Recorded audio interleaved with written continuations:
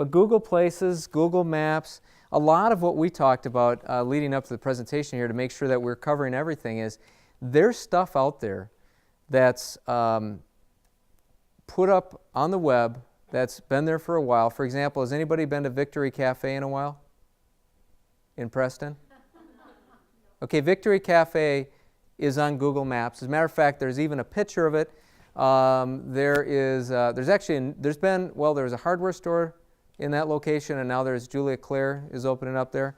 Julia Claire Repeat Boutique. But anyways, Victory Cafe, according to Google, you can still go and eat there. And they got, I think they have a couple of reviews too, don't they? We were kind of looking at it, but they're up on the web, and so people, basically what we need to do is every single business is up on the web. The question is, are you controlling the branding and marketing that is provided there? Are you going to look at it and saying, okay, I need to put my hours on there, I need to make sure they have the correct address, is there any other information that I want to put on there? And because it's up there whether you're putting it up there or not. So you go and look and see what's in representing your business. When you do a Google search, just type in your business, and you're going to find a bunch of different things. I know Urban Spoon, I've had different customers get upset because they go and they look at reviews on urbanspoon.com, and the thing is, it's out there. I mean, you got to go out and see what people are saying about your business. It gets back to being able to look from the outside in, and some people have said, you know, I'd like to be able to control that. Reality is, sometimes you can't, but you need to go out and find out what's out there so you can try to do something. We've done quite a bit of e-commerce for clients. Ephraim's Bottle Works, he's out of Onalaska, Wisconsin. This guy, he sells about, I think, 30 bottle cutters a day. I mean, unbelievable. He does great business. Another one, Pet Earns by HTW. Out of Chatfield, Bloodline Outdoors. That was another website that they did, and they have their own TV show. I mean, they post their their videos on YouTube, plus they have them on their website and a bunch of different things. ShopBluffCountry.com is another one that we're working on right now. It's just like Amazon, where each business can have its own store. And another thing that's interesting that's available now, let's say that you're in the canoe rental business or something where you might have to go out and you're outdoors and you want the ability to process a credit card. They actually, if you have a mobile, a smartphone, you can actually plug this little device in, and it's a little white square it goes right in the end of your phone. Plug it in, process credit cards right on the fly, anywhere. A lot of companies are kind of gravitating in that direction. Another thing that will help with your website, if you build a website and then you just sort of forget about it, and about 3 years later you're like, oh yeah, I haven't put any fresh content on your site, you're probably going to see diminishing traffic. You need to update your site quite regularly. And also, let's say that you have new employees. A number of things that I highlighted here. Maybe that when you did your website, you didn't have a brochure design, but now you've got this brochure done. Put it up and make it a PDF, make it accessible. People can download it and print it off. Menus for restaurants, that might be something that you want to do. And another thing is if you have change in your inventory, products, services, anything like that, basically just making sure that your site is updated with fresh information. I mean, I've seen it quite a bit where you go to a site and it's like, well, it doesn't seem like that's current information. Social media phobias. And can anybody think of any negative stuff that you've heard about Facebook or anything like that? It's a big deal right now because employers want to have the ability to look at Facebook pages, profiles, and base employment on what they find about what people are posting on their Facebook pages. And people consider that, well, that's my private, that's privacy that you're infringing upon, but then the employers are looking at it saying, yeah, but you represent my company. There's some phobias going on there. We were just talking a little bit ago, Gabby and I, about somebody who was actually just fired for posting something on Twitter, and it was about negative comments about her employer. It was somebody up in the Twin Cities we were talking about it. This person was posting negative comments, and kind of getting back to that video, what happens in Vegas stays in Vegas. No, whatever happens, if you post it, it's out there. pictures, what anything that you put out there, it could come back to haunt you. But it's becoming a big deal, and there's a lot of different phobias out there as far as social media and negative things. Social media, these are, I showed you that one slide had just all this stuff, all the different things you can do with Flickr and a whole bunch of different stuff. But really the big four, YouTube, LinkedIn, Facebook, and Twitter, those are the ones that we tend to focus on with our clients. There's a lot of stuff out there, and you can you got to look at your business and say, what makes sense for my business? Where am I going to spend my time and energy to draw more traffic to my website? Some examples here, Chick's Pizza, Gabby has done an awesome job with Chick's Pizza, and when you walk into Chick's Pizza in Preston, you walk in there, there's little table tents that you guys have set up. So you walk in there and it's like, Facebook, go to my Facebook page. So I'm walking in there, I'm like, little small town business, little small town restaurant that is taking advantage of promoting their Facebook page at every single table. So when you're sitting there waiting for your food, you can, oh yeah, and it builds that in your mind that, yeah, I went to Chick's, they got a Facebook page. At the end of the month, we have a feature in the Fillmore County Journal where we run these coupon pages so people can cut these out. Well, what she does, she'll go on and grab that coupon page and then link it within your Facebook page so that you can encourage people to go get the coupon. Amish B&B, it was amazing when we first started working. A lot of people say, well, geez, the Amish, they're probably not going to be having a website. But even in this day and age, the Amish have websites. And Amish B&B down in Canton, they have a bed and breakfast down there, and it's just kind of interesting. Facebook's even changing. I mean, they're constantly changing to the extent that whatever changes you see in the next month or next week, it's going to continue to change. I mean, Facebook's continuously trying to provide a better product to keep people coming back. LinkedIn, again, this is another one. This is one where it's almost like people are putting their resumes right up on the website, letting people know about their professional background, maybe their academic credentials or something of that nature, but they're also putting their companies up there. So they're letting people know, setting up company profiles, they're joining groups, they're creating groups. It's a good one for certain types of businesses, depending on what kind of business you're in.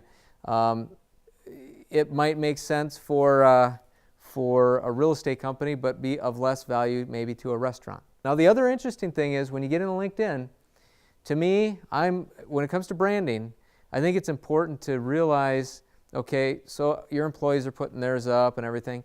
Go and look at their profiles as well. Are they everything that they're putting up and they work for your company represents your company as well? And so it's kind of important. That's why there's this big issue going on with whether or not Facebook, the Facebook privacy and being able to have that kind of held against you for your employment.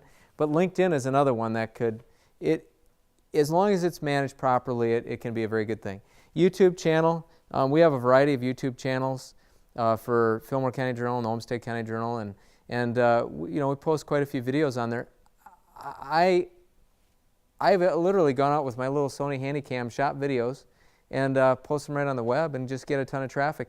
You don't have to necessarily be a superstar with the video camera. If you have a video camera and you can link it right up and post it and YouTube used to have a lot of challenges. They used to say, well, you can only put 10 minutes in at a time, all kinds of limitations. It really became a pain in the butt because if you shoot an hour's worth of video, you had to break them up into an editing program that you'd have to create 10 clips and load them. Everything is becoming easier because they realize the more people who are using it.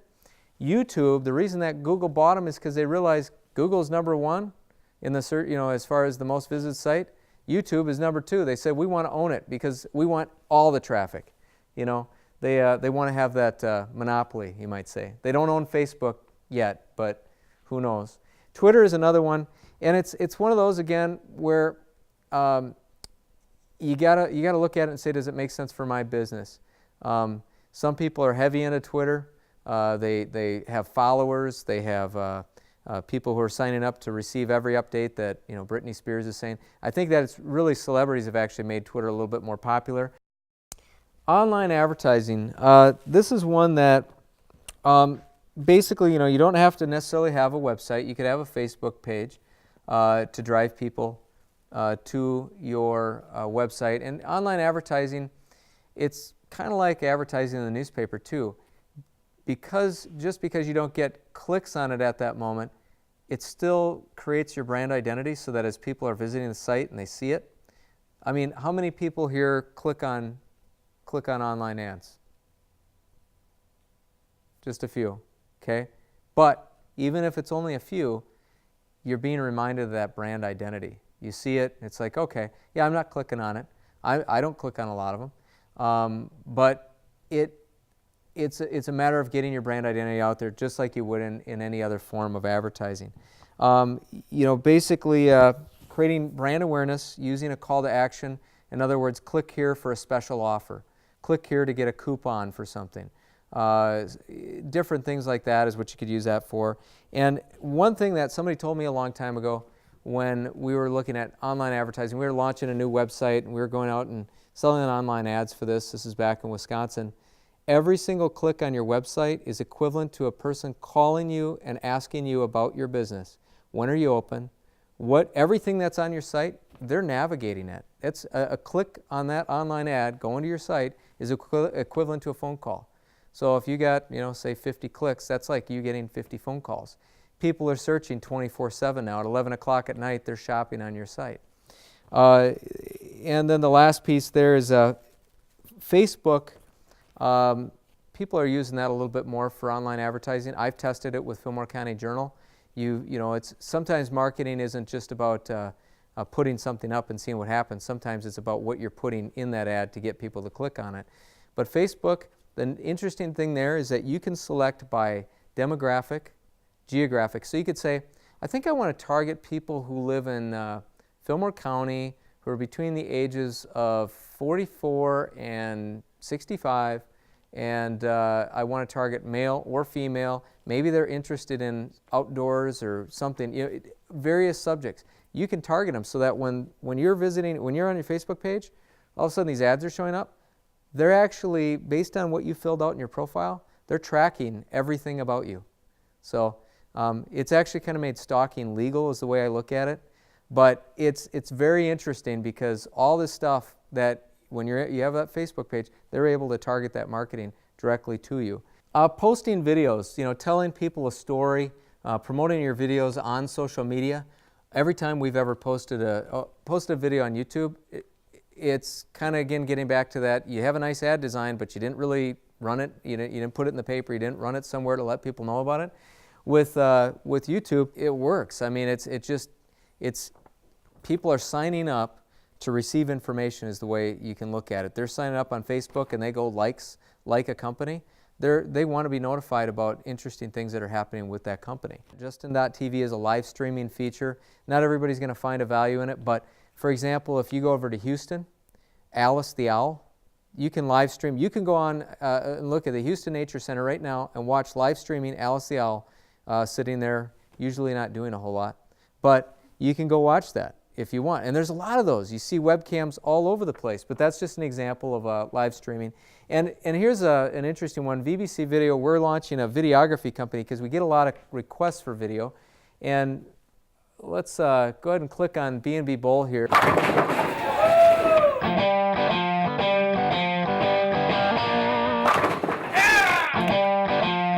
The B&B Olympic Bowl. It's a guaranteed strike for fun and a great meal. Preston's place to be is more than 8 lanes of affordable family entertainment and league play. The B&B Olympic Bowl features pool and dart leagues as well. You'll find your favorite beverages and lunch specials too. I like this. Thank you. You're welcome. Plus, the B&B is consistently voted #1 when it comes to serving you the Bluff Country's best burgers and breakfast. Great food, great drink, and great times at the family-owned and operated B&B Olympic Bowl in Preston. It's why you'll say, The B&B! The place to be!